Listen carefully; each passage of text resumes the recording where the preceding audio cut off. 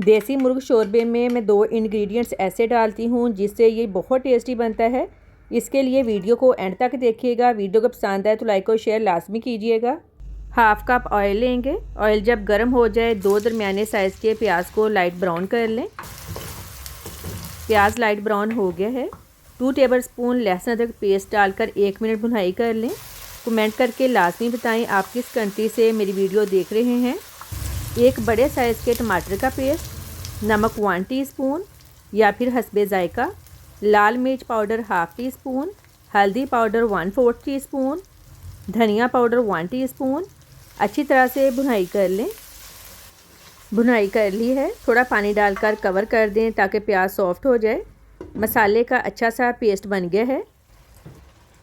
देसी मुर्गे में मैंने नमक और सिरका डालकर आधे घंटे के लिए रख दिया था, फिर अच्छी तरह से वॉश कर लिया था।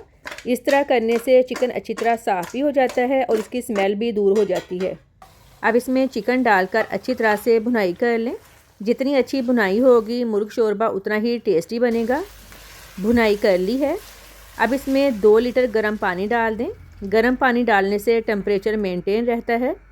अब इसके टेस्ट को बढ़ाने के लिए 3 टेबलस्पून दही में 3 टेबलस्पून दूध डालकर मिक्स करके डाल दें। कुछ साबुत मसाले ऐड करेंगे। 1 बड़ी इलायची, 1 दालचीनी स्टिक, 10 काली मिर्चें, 4 सब्ज़ मिर्चें। अब इसको मीडियम फ्लेम पर कवर कर दें। दरमियान में चेक करते रहें।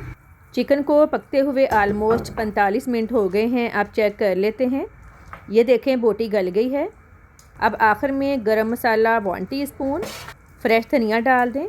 बहुत ही टेस्टी मुर्ग शोरबा रेडी है। वीडियो को लाइक और शेयर करें। अल्लाह हाफिज़।